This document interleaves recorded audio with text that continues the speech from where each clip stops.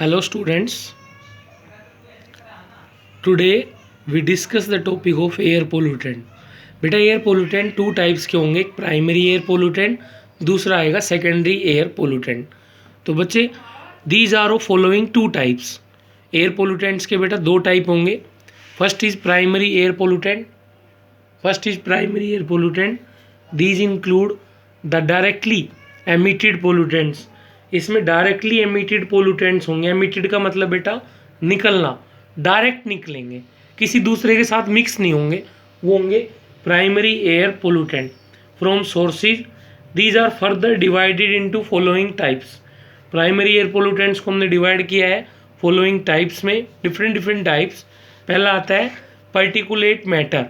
Particulate matter का मतलब मैं फिर से बता रहा हूँ, these include the directly emitted pollutant from source. मान लो फैक्ट्री से निकल रहा है तो डायरेक्ट निकल रहा है, उसमें कोई बीच में कोई उसको मिक्स नहीं कर रहा किसी के साथ। क्लियर बेटा। देन फिर आता है बेटे पार्टिकुलेट मैटर। पार्टिकुलेट मैटर का मतलब यहाँ पे क्या है, these are added into the air.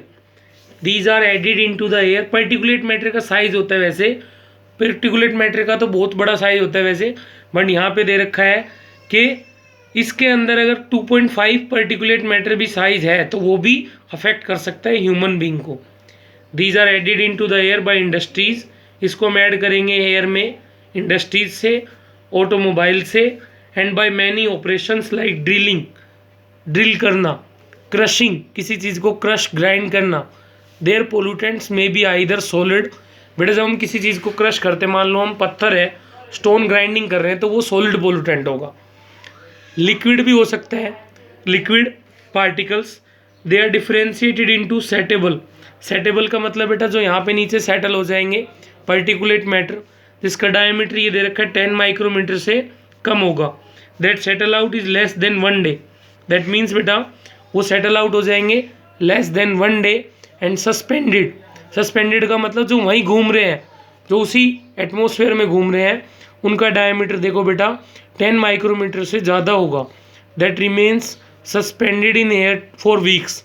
ये बेटा जो हल्के वाले हैं वो तो सेट, यहाँ पे ये कह रहा है सेटल डाउन हो जाएंगे, बट यहाँ पे इनका डायमीटर ये बोल रखा है, और जो दूसरे हैं वो सस्पेंड होते रहेंगे वीक्स तक।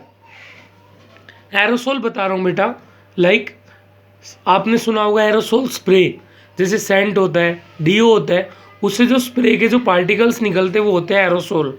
एरोसोल लेस देन कितना बेटा दे रखा है 1 millimetre, found in form of fluorocarbon. Chlorofluorocarbon तो सुना होगा बेटा, that is used in refrigerant using as coolant. ठीक है बच्चे। और दूसरा दे रखा है oxides of sulphur, oxides of sulphur and nitrogen. It is emitted through jet. ये किससे एमिट होगा बेटा, जेट से। दूसरा भी दे रखा है बेटा सुपरसोनिक प्लेन से, रेफ्रिजरेटर से, एंड एयर कंडीशनर से, सॉलिड प्लास्टिक फोम से। ठीक है बेटा, ये सारा का सारा बता रखा है। एरोसोल स्प्रे कहाँ से एमिट आउट होगा, तो कहाँ से होगा, jet, supersonic planes, refrigerators, air conditioners, और दूसरा solid plastic foams. Smoke is the visible suspension of carbon. Smoke क्या है बेटा, विजिबल, देखने वाला सस्पेंशन है कार्बन का।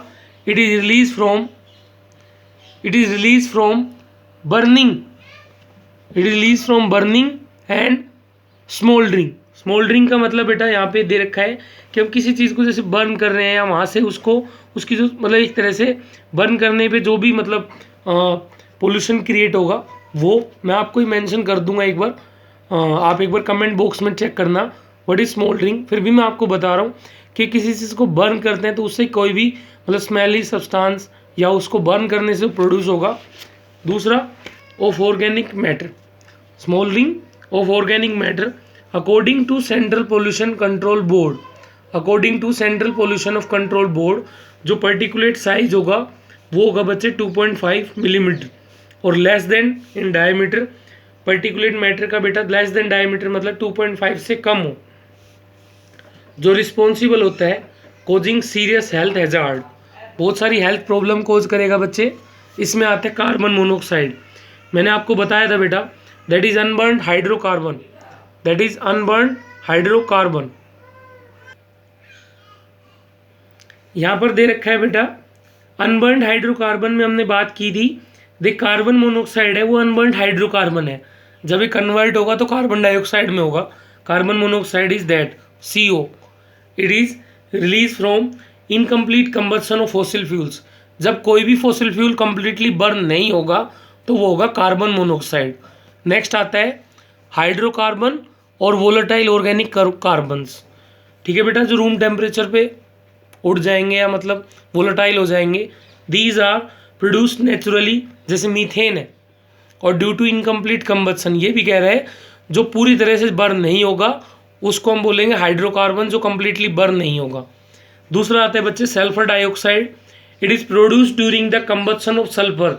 ये कब प्रोड्यूस होगा बेटा? जब हम बर्न करते हैं सल्फर को, combustion of sulphur containing fossil fuels, sulphur dioxide produce होगा। सल्फर कंटेनिंग फॉसिल फ्यूल्स को जब हम बर्न करेंगे तो सल्फर डाइऑक्साइड प्रोड्यूस होगी। दूसरा आता है बच्चे nitrogen oxides. These are mainly produced during combustion of fossil fuels. ये कब प्रोड्यूस होगा बेटा? जब कंबशन होगा फॉसिल फ्यूल्स का। कितने टेम्परेचर बेटा? High temperature. किस में बच्चे? ऑटोमोबाइल इंजन में। Is that clear? दूसरा आता है कि जब भी हम ऑटोमोबाइल इंजन को जब हम बर्न करते हैं हाई स्पीड से तो हमेशा नाइट्रोजन ऑक्साइड निकलेगी। ये अपना लास्ट टॉपिक है, secondary air pollutant. These are form through reaction between primary pollutant. बेटा सेकेंडरी है तो प्राइमरी से मिलके बनेगा, ये ध्यान रखना। जैसे मान लो स्मोक है प्राइमरी पोल्यूटेंट, और फोग है, स्मोक को और फोग को मिला देंगे तो बनेगा स्मोक और फोग, स्मोक। दैट मीन्स बेटा these are form through reaction between primary pollutant. Example smoke एक ओपेक का मतलब जिसमें प्रॉपर दिखाई नहीं देता। डार्क फोग हैविंग कंडेंस, जिसमें कंडेंस वाटर वेपर्स होंगे, डस्ट होगी, स्मोक होगी और गैसेज होंगी। ठीक है बेटा, वो सेकेंडरी पोल्यूटेंट में आएगा। It was first describe by dash Woakes. Secondary pollutant को पहले डिस्क्राइब किया था डैश वोक्स ने इन 1905 में, 1905। It is of two types namely classical. ये बच्चे आप चेक भी कर सकते हैं गूगल पे कि हम इसको लंदन स्मोक क्यों बोलते हैं। Classical London smoke and photochemical Los Angeles smoke. ठीक है बेटा, ये आपके सेकेंडरी एयर पोल्यूटेंट के दो टाइप हैं। या केमिकल्स जो डिस्क्राइब किया था, इसने डिस्क्राइब किया था। ये अपना आउट ऑफ सिलेबस है, बस आप यहाँ तक पढ़ लेना सेकेंडरी एयर पोल्यूटेंट तक। ओके बेटा, this is your topic. We discuss in next topic effects of air pollution.